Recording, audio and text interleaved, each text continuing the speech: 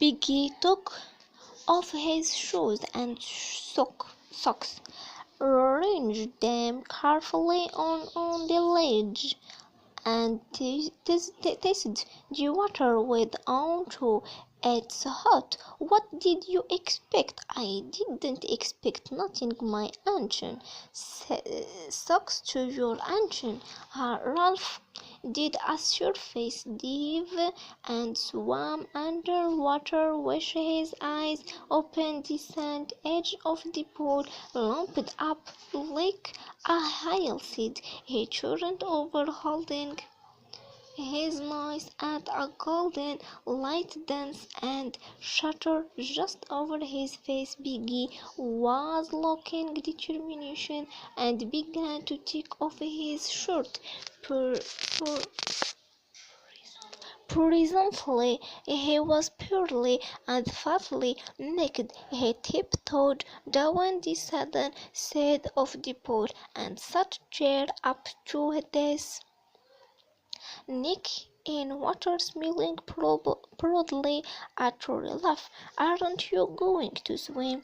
Big shook his head. "I can't swim. I wasn't allowed. My assmate." "Sucks to your asthma." Biggie poured this with a sort of humble patience. "You can't half swim well." Ralph paddled backward down the slope, immersed his mouth and blew a jet of water into the air. Then he lifted his chin and spoke. "I could swim when I was 5. Daddy taught me. He is a community in the Navy. When he gets leave, he will come and races us." "What's your father?" Biggie flashed suddenly. "My dad," I said quickly, "and my mom." He took off his glasses and looked vainly for something with which to clean them. "I used to live with my attention. She kept a candy store. I used to get every so many candy, as many as I liked. When will your dad research as soon as he can?" Biggie rose, dripping from the water, and stood naked, cleaning his glasses with a sock. The only sound that reached them now through the heat of the morning was the long, grinding roar of the breakers on the reef. "How does he know we are here?" Ralph lolled in the water, sleep enveloped him like the soothing mirage that were wrestling with the building of the lagoon. "How does he know we are here?"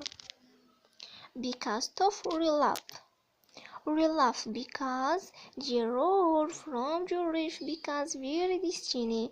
The world tell him at the airport."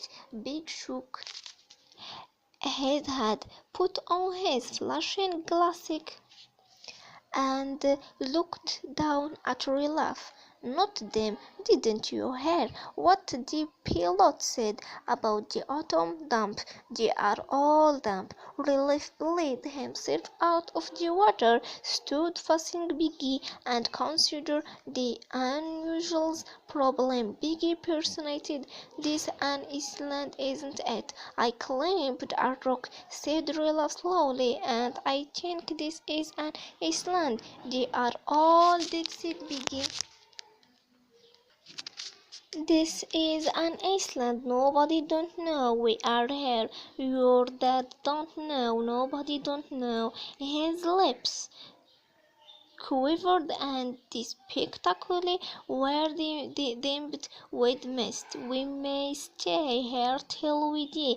With that word the head seemed to increase his chill. It because a trunking weight, and the lagoon attacked them with A building, if you listen, get my clothes, measured Olaf along there. He trudged through the sand during the sun's enmity, crossed the platform, and found his scattered clothes. To put on a grey shirt on more was strangely pleasing. Then he climbed the edge of the platform and sat in the green shade on a convocation trunk. Biggie hauled himself up, carrying most of his clothes under his arm. Then he sat carefully on a fallen trunk near the little cliff that fronted the lagoon, and the tingled reflection quivered over him.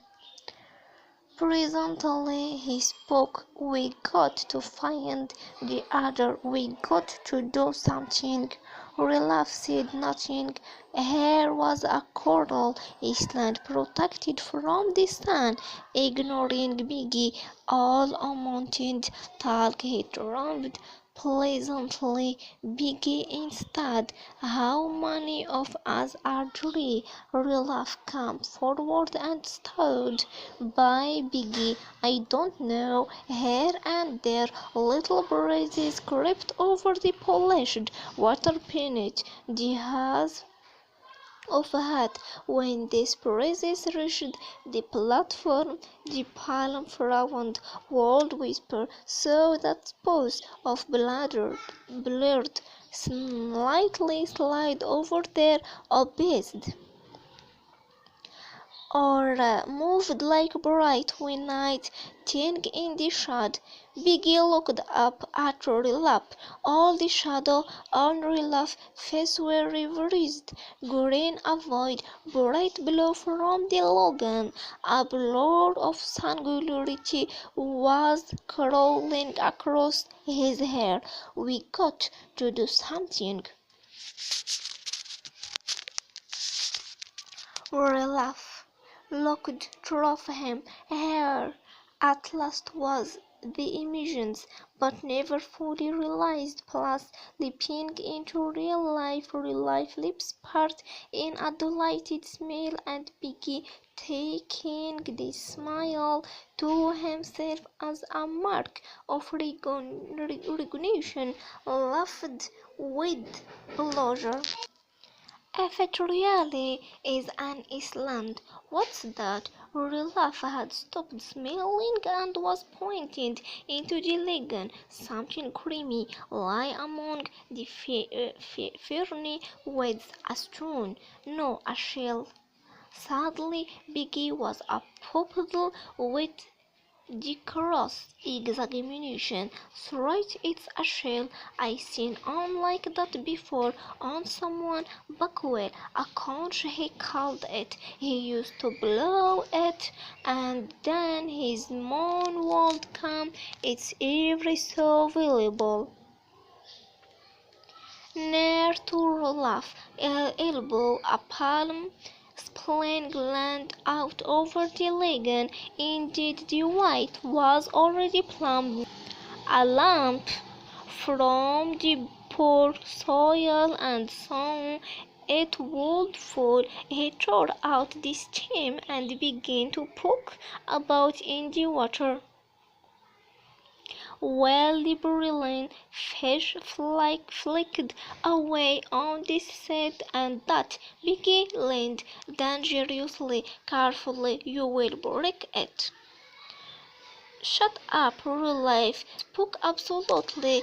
The shell was interesting and pretty, and the word blighting put, but the vivid phantom of his daydream still interposed between him and Biggie, who in this context was an irrelevance. The palm spline bending pushed the shawl across the weeds.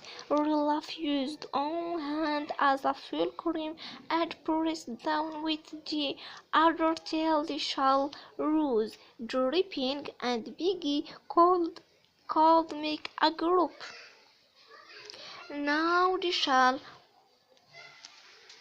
was no longer a thing seen, put, not to be touched.